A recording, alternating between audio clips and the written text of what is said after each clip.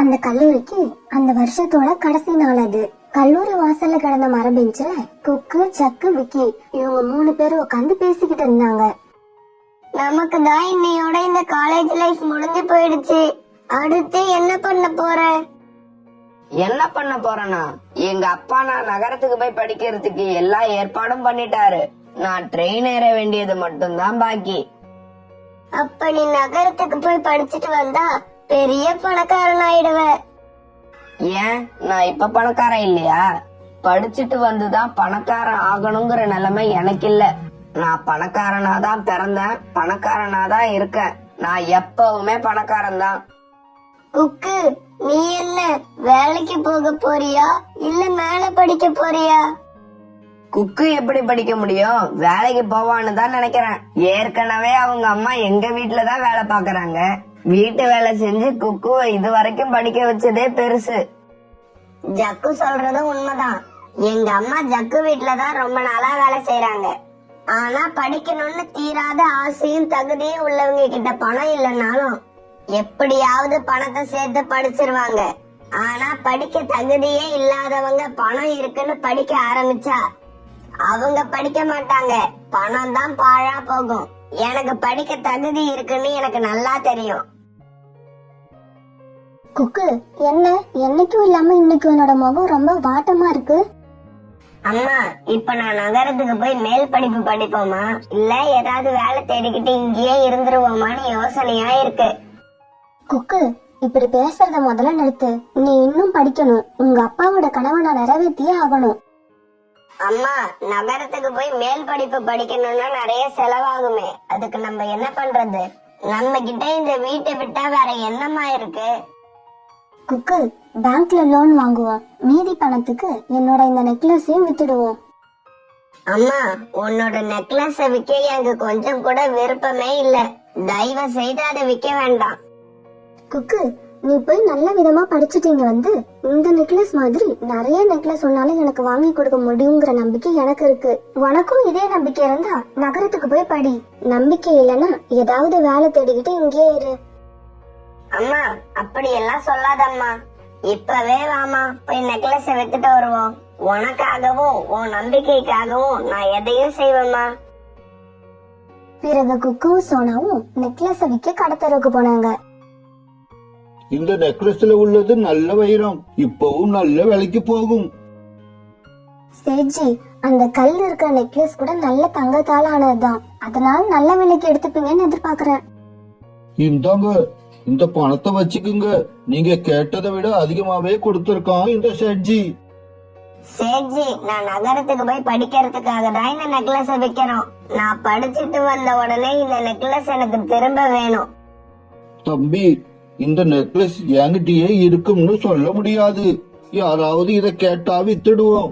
யாரும் விருப்பப்பட்டு கேட்கலன்னா மட்டும்தான் இது எங்க கிட்டயே இருக்கும். சேட்ஜி, நீங்க ஒரு கால இந்த நெக்லஸ வித்துட்டா கூட அதை யாருக்கு வித்தீங்கன்னு கொஞ்சம் ஞாபகம் வச்சிருந்து எனக்கு சொல்லுங்க. நான் அவங்க கிட்ட போய் கெஞ்சி அதிக பணம் கொடுத்தாவது இந்த நெக்லஸ வாங்கிப்பேன். தம்பி, நீ உங்க அம்மா மேல ரொம்ப பாசம் வச்சிருக்க. உன்னோட நல்ல மனசுக்கு எல்லாம் நல்லாவே நடக்கும். பிறகு நெக்லஸ் வித்த சோனாவும் குக்கும் தங்களோட வீட்டுக்கு திரும்பினாங்க. கோரி, ஜக்குவோட படிப்புக்கு college fees, hostel fees, donation அப்படி இப்படின்னு இது வரைக்கும் 5 லட்சம் ரூபாய் செலவாயிருக்கு. இதுல 2 லட்சம் ரூபாய் தான் நம்ம காசு, மீதி 3 லட்சம் ரூபாய் கடன். இருக்கட்டுமே, நமக்கு இருக்கிறது ஒரே பையன். அவனுக்கு செலவு பண்ணாம வேற யாருக்கு செலவு பண்ண போறோம்? அட, நான் அதுக்காக சொல்லல கோரி. நம்ம அம்மா அப்பா மல்டி மில்லியனர் கிடையாது. கடன் வாங்கிதான் நம்மள படிக்க வைக்கிறாங்கிற விஷயம் ஜக்குவுக்கு தெரியணும். எந்த அப்பாவது இப்படி இருப்பாங்களா? கடன் கஷ்டம் இதெல்லாம் நமக்கு தான் தெரியணும். நம்ம புள்ள முன்னாடியும் ஊர்க்காரங்க முன்னாடியும் நாம பெரிய பணக்காரங்க மாதிரி கெத்தா இருக்கணும். அவனை ராஜா வீட்டு கண்ணுக்குட்டின்னு ஊரே நினைக்கணும். இவங்க இப்படி பேசிக்கிட்டு இருக்கும் போதே ஜக்கு அங்க வந்தான்.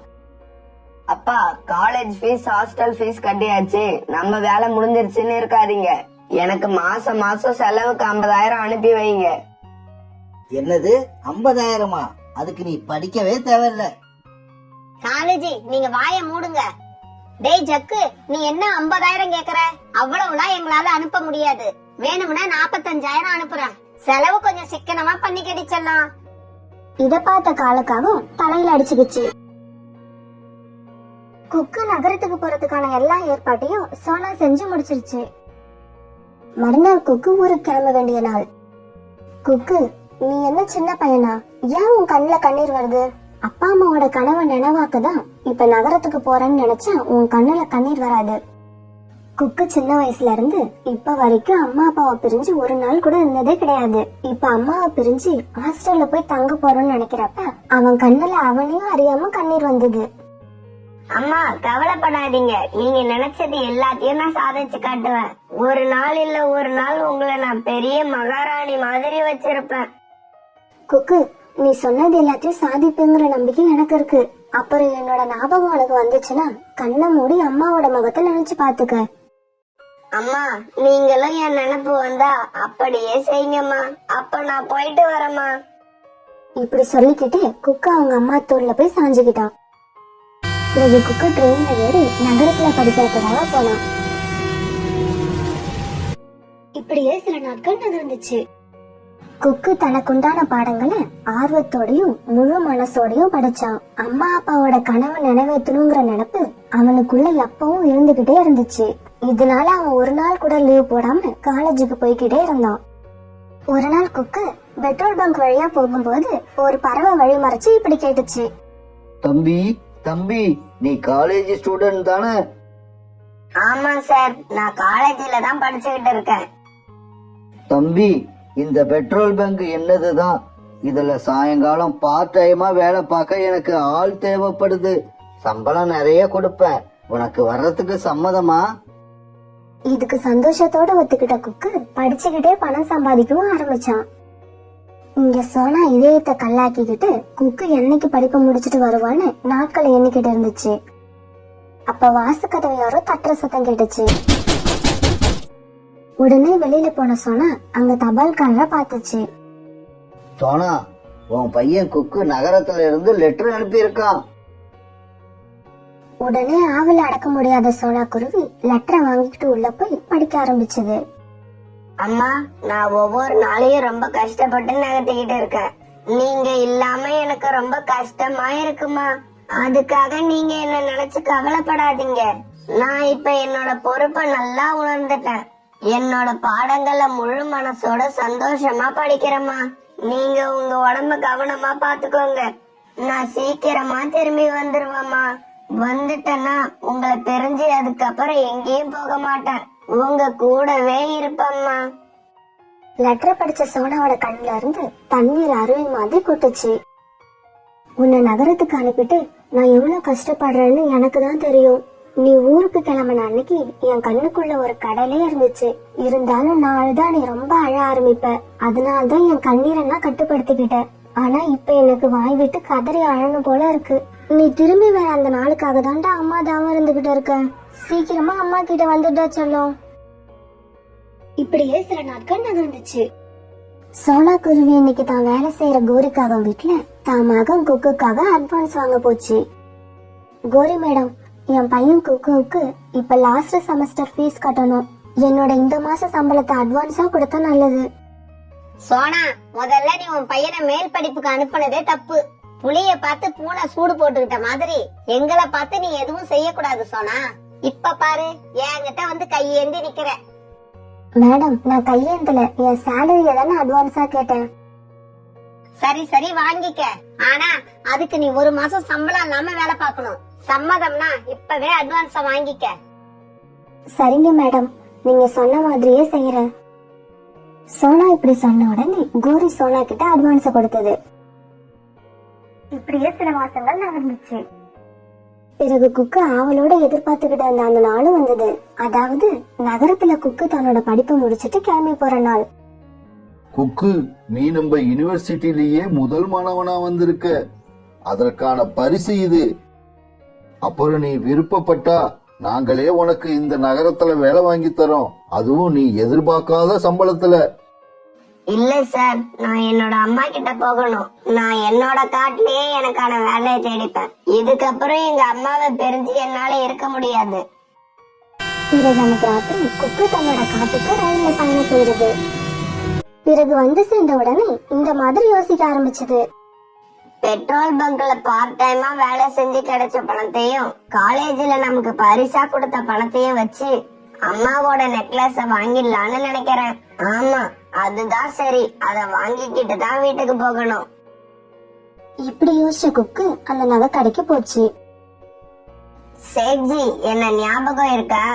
3 வருஷத்துக்கு முன்னாடி உங்ககிட்ட நெக்லஸ் வித்துட்டு அப்புறம் வந்து வாங்கிக்கிறேன்னு சொன்னல, அந்த பையன் நான் தான். ஞாபகம் வந்துருச்சு தம்பி, ஞாபகம் வந்துருச்சு. அந்த நெக்லஸ வந்து வந்து புல்புல் ஆண்டி தான் வாங்கிக்கிட்டு போனாங்க. உடனே குக்கு வேகமா பறந்து புல்புல் ஆண்டி வீட்டுக்கு போனான். புல்புல் ஆண்டி, நம்ம சேட்ஜி கடையில இருந்து நீங்க ஒரு நெக்லஸ் விலைக்கு வாங்கிக்கிட்டு வந்தீங்கல்ல, அந்த நெக்லஸ் எங்க அம்மாவோடது தான். நீங்க வாங்கின பணத்தை விட அதிகமா தரேன். எனக்கு அந்த நெக்லஸ் திருப்பி கொடுத்துருவீங்களா? போன வாரம் வரைக்கும் அந்த நெக்லஸ் என்கிட்ட தான் இருந்தது. ஒரு அவசர தேவைக்காக போன வாரம் தான் அந்த கோரி காகத்துக்கிட்ட வித்துட்டேனே. கோரி காகத்துக்கிட்ட நெக்லஸ் வித்துட்டேன்னு புல்புல் சொன்னதை கேட்ட குக்கு மூட் அவுட் ஆயிடுச்சு. புல்புல் ஆண்டி நெக்லஸ் கோரி கிட்ட வித்துட்டேன்னு சொன்ன உடனே குக்கு கோரிக்காக வீட்டை நோக்கி பறந்து போச்சு. ஆமா, நீ வேலைக்காரி சோனாவோட பையன் குக்கு தானே? ஆமா ஆண்டி, எங்க அம்மா இப்ப உங்க வீட்டுல வேலைக்காரியா தான் இருக்காங்க. ஆனா நாளைக்கு அவங்க எப்படி இருக்க போறாங்கன்னு எனக்கு மட்டும்தான் தெரியும். ஆமா ஆமா, நாளைக்கு உங்க அம்மா இந்த காட்டுக்கே ராணியாக போறா. இப்படி சொல்லிட்டு கோரிக்காக விழுந்து விழுந்து சிரிச்சது. சரி சரி, உன்னோட படிப்பு முடிஞ்சிடுச்சா? முடிஞ்சிடுச்சு ஆண்டி. நான் இன்னைக்கு காலையில தான் எங்க வீட்டுக்கு வந்தேன். ஆண்டி, ஜக்குவும் படிப்பை முடிச்சிட்டு வீட்டுக்கு வந்திருப்பானே. ஏன் ஜக்கு உன்ன மாதிரி வீட்டுக்கு வந்து ஊரை சுத்துற பையன் இல்ல, அங்கேயே வேலை தேடிக்கிட்டு இருக்கான். அதுக்கான செலவுக்கு கூட இப்பதான் 50,000 அனுப்பி விட்டோம். கோரி ஆண்டி, ஜக்கு சரியா படிக்காம தீய வழியில பணத்தை செலவு பண்ணிக்கிட்டு இருக்கான்னு கேள்விப்பட்டேன். அதனால அவன் கேக்குற பணத்தை அனுப்பாதீங்க, அவனை ஊருக்கு வர சொல்லுங்க. குக்கு, போது நிறுத்து. உனக்கு தான் வேற வழி இல்லாம இந்த காட்டையே சுத்திக்கிட்டு இருக்க. என் பையன் நகரத்துல இருக்கிறது உனக்கு பொறாமையா இருக்கா? நீ எதுக்கு இங்க வந்தையோ அதை மட்டும் சொல்லிட்டு போ. அதை விட்டுட்டு என் பையனை பத்தி வாய் கூசாம போய் பேசாத. ஆண்டி, நான் கேள்விப்பட்டதை தான் சொல்றேன். அது தப்புன்னா என்ன மன்னிச்சிடுங்க.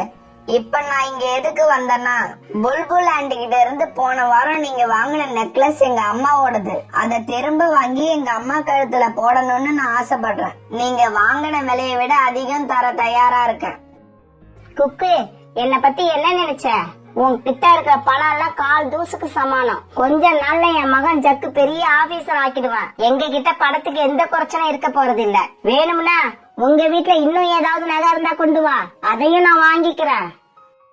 ஆண்டி, என்ன மன்னிச்சிடுங்க ஆண்டி. உங்களுக்கு திருப்பி கொடுக்கற எண்ணம் இல்லன்னா எனக்கு அந்த நெக்லஸ் தேவையில்லை.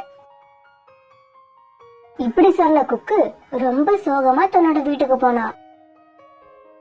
குக்குவோட அம்மா சோனா தன் வீட்டு வாசல்ல நின்னுகிட்டு இருந்துச்சு. குக்கு வரத அது தூரத்துல இருந்தே பாத்துடுச்சு.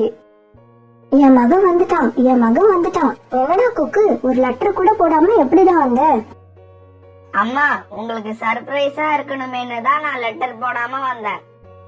நீ லெட்டர் போடலன்னா என்ன? என் உள் மனசு இன்னைக்கு காலையில இருந்தே நீ வருவேன்னு சொல்லிக்கிட்டே இருந்துச்சு. பிறகு குக்குக்கு சோனா உணவு கொடுத்துச்சு. நல்லா சாப்பிடுற செல்லம். ஹாஸ்டல்ல சாப்பிட்டு சாப்பிட்டு உடம்பே போயிடுச்சு. என் மகன் படிச்சு முடிச்சிட்டான். இனிமே என்னை விட்டு பிரிஞ்சு எங்கேயும் போக மாட்டான். ஆமாமா, அதுக்காக தான் நகரத்துல எனக்கு கிடைச்ச ஒரு நல்ல வேலையே விட்டுட்டு வந்துட்டேன். இந்த காட்டுல ஒரு நல்ல வேலையை தேடிக்கிட்டு எங்க அம்மா கூடவே இருப்பேன். பிறகு குக்கு வேலை தேட ஆரம்பிச்சான். குக்கு போன எல்லா இடத்துலயுமே வேலைக்கு வர சொன்னாங்க. இருந்தாலும் குக்கு அதுல ஒரு நல்ல வேலையா தேர்ந்தெடுத்துக்கிட்டான். அவன் எதிர்பார்த்ததை விட சம்பளம் அதிகமா கிடைச்சது. சோனா இப்ப தன்னோட மகனுக்கு வேலை கிடைச்சத சொல்ல கோரி வீட்டுக்கு ஸ்வீட் வாங்கிட்டு போச்சு. கோரி அக்கா, என் பையன் குக்குக்கு நல்ல வேலை கிடைச்சிருக்கு. இந்தாங்க, இந்த ஸ்வீட்டை எடுத்துக்கோங்க. அப்படியா?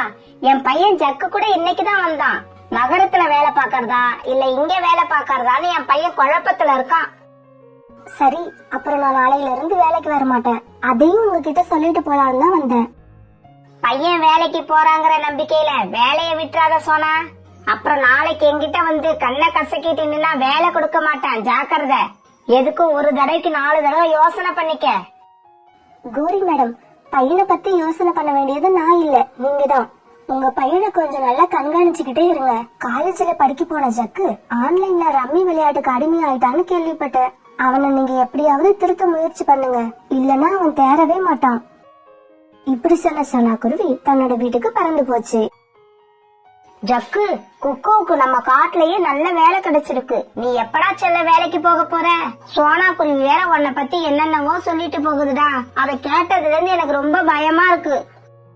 அம்மா, பொறாமையில 4 பேர் 4 விதமா பேசதான் செய்வாங்க. அதை விடுங்கம்மா. எனக்கு 1 லட்சம் ரூபாய் வேணும். காலேஜ் படிக்கிறப்ப என் ஃப்ரெண்டு கிட்ட கடன் வாங்கியிருந்தேன், அதை கொடுக்கணும். ஜக்கு, ஏற்கனவே உன் படிப்புக்காக இந்த வீட்டு மேல 6 லட்சம் ரூபாய் கடன் வாங்கியிருக்கேன். இப்ப 1 லட்சம் வாங்கினா 7 லட்சம் ஆயிடும். அம்மா, இப்ப 1 லட்சம் மட்டும் கடைசியா வாங்கி கொடுங்க. எல்லா கடனையும் நான் அடைச்சு காட்டுறேன். பிறகு ஜக்கு அம்மா கிட்ட இருந்து பணத்தை வாங்கிட்டு வெளியில கிளம்பி போனான். ஜக்கு காலேஜ் படிக்கிறப்ப படிக்கிறத விட்டுட்டு ஆன்லைன் ரம்மி விளையாட்டுக்கு அடிமை ஆயிட்டான். ஆரம்பத்துல டைம் பாஸ்ன்னு விளையாட ஆரம்பிச்ச ஜக்குவால இப்ப பணம் எல்லாம் நம்மள விட்டு போயிட்டு இருக்குன்னு தெரிஞ்சும் என்னைக்காவது ஒரு நாள் எல்லா பணத்தையும் திரும்பி ஜெயிச்சிருவாங்கிற தவறான நம்பிக்கையால மறுபடியும் பைத்தியம் பிடிச்ச மாதிரி விளையாண்டுகிட்டே இருந்தான். இப்ப கூட அம்மா கிட்ட வாங்கின 1 லட்சம் ரூபாய சீட்டாட தான் எடுத்துக்கிட்டு போறான். அம்மா, சேட்ஜி கிட்ட வித்த உங்களோட நெக்லஸ் இப்ப கோரி ஆண்டி கிட்ட இருக்கு. அதை தெரிஞ்சுக்கிட்டு கோரி ஆண்டி கிட்ட இருந்து அதை வாங்கலாம்னு அவங்க வீட்டுக்கு போய் கேட்டேன். ஆனா கோரி ஆண்டி என்ன திட்டி அனுப்பிட்டாங்க. அம்மா, என்ன மன்னிச்சிடுங்கம்மா, என்னால அந்த நெக்லஸ் உங்களுக்கு வாங்கி கொடுக்க முடியல. குக்கு, எனக்கு அந்த நெக்லஸ் தேவையே இல்ல. நீ என் பக்கத்துல இருந்தா எனக்கு எல்லாமே கிடைச்ச மாதிரி. இப்படியே சில நாட்கள் நகர்ந்துச்சு. பிறகு குக்கு தன்னோட அம்மாவை ரொம்ப நல்லா கவனிச்சுக்கிச்சு. சோனாவுக்கு சாப்பிட நிறைய நல்ல நல்ல பழங்களை வாங்கிட்டு வந்து கொடுத்துச்சு. அப்புறம் புதுசா எல்லா வசதியும் இருக்கிற மாதிரி ஒரு வீடும் வாங்கிடுச்சு. சின்ன வயசுல சோனா குருவி எப்படி குக்குவோட ஒவ்வொரு தேவைகளையும் பார்த்து பார்த்து பூர்த்தி பண்ணுச்சோ, இப்ப அதே மாதிரி குக்கு சோனா குருவியோட தேவைய ஒவ்வொன்னையும் பார்த்து பார்த்து பூர்த்தி பண்ணுச்சு. புது வீட்டுல இப்ப சோனாவும் குக்கும் சந்தோஷமா வாழ ஆரம்பிச்சாங்க. ஆனா இன்னொரு பக்கம் அம்மா கிட்ட நிறைய போய் சொல்லி பணத்தை வாங்கிட்டு வந்த ஜக்குக்காகவும் மொபைல்ல சீட்டு விளையாடியே எல்லா பணத்தையும் தோத்துக்கிட்டு இருந்துச்சு. இப்படி கொடுத்து ஒரு கட்டத்துல கோரி கிட்ட இருந்த எல்லா நகைகளும் போயிடுச்சு. இதனால வேற வழி இல்லாத ஜக்கு தன்னோட வீட்டையும் ஒருத்தர்கிட்ட வித்து அந்த பணத்தையும் மொபைல் சூதாட்டத்துல தோத்துடுச்சு. ஒரு நாள் ஜக்கு தன்னோட அம்மா அப்பா கிட்ட இப்படி சொல்லுச்சு. அம்மா, அப்பா 2 பேரும் வாங்க, உங்ககிட்ட ஒருத்தரை காமிக்கணும். ஜக்கு, இந்த 3 மாசத்துல நான் சேர்த்து வச்சிருந்த பணம் நகன்னு எல்லாத்தையும் வாங்கிட்டு போயிட்டேன். ஆனா நீ இன்னும் வேலைக்கு போல. இந்த நிலைமையில எங்களை யார வந்து பார்க்க சொல்ற? தயவு செஞ்சு ஒரே ஒரு தடவை எனக்காக வாங்க. இப்படி அழைச்சுக்கிட்டு போன ஜக்கு ஒரு உடஞ்சு சிதைஞ்சு போன ஒரு கூட்டுல அவங்கள உட்கார வச்சுது. ஜக்கு, யாரையும் பாக்கணும்னு எங்களை அழைச்சிட்டு வந்த, ஆனா இங்க யாரையும் காணோம். அம்மா, அப்பா, என்ன மன்னிச்சிடுங்க. நகரத்துக்கு படிக்க போன எனக்கு நண்பர்களால மொபைல்ல ரம்மி விளையாடுற பழக்கம் வந்துருச்சு. உங்ககிட்ட பொய் சொல்லி வாங்கின பணத்தை எல்லாம் நான் அந்த ஆட்டத்துல தான் விட்டுட்டேன். நேத்து உங்ககிட்ட பணம் இல்லாததுனால நம்ம வீட்டை அடகு வச்சிருந்தவர்கிட்ட வித்துட்டு அதையும் ஆன்லைன் ரம்மில விட்டுட்டேன். ஜக்கு, உன்னை எவ்வளவு அன்பா செல்லமா வளர்த்தோம் நாங்க. ஆனா நீ கடைசி காலத்துல நாங்க இருக்க ஒரு வீடு கூட இல்லாம பண்ணிட்ட. உன்ன மாதிரி எல்லாம் ஒரு பையனை வளர்க்கறதுக்கு குழந்தை இல்லாம இருக்கிறது எவ்வளவோ மேல். அம்மா, இப்ப ஒன்னும் கெட்டு போகல. நீ உன்னோட நகைகள் எல்லாத்தையும் வித்துட்ட, எனக்கு தெரியும். இப்ப நீ கழுத்துல போட்டிருக்கே சோனா ஆண்டியோட நெக்லஸ், அத மட்டும் கழட்டி கொடு. அதையும் வித்து ஆன்லைன் ரம்மி விளையாண்டுட்டேன்னா இது வரைக்கும் இழந்த பணத்தை எல்லாத்தையும் மீட்டு தரேன். ஜக்கு, இவ்வளவு தூரம் நீ எல்லாத்தையும் இழந்த உனக்கு இன்னும் புத்தி வரல. நீ எல்லாம் திருந்தவே மாட்ட. போ இங்க இருந்து. நான் உனக்கு அம்மாவும் இல்ல, இனிமே நீ எனக்கு மகனும் இல்ல.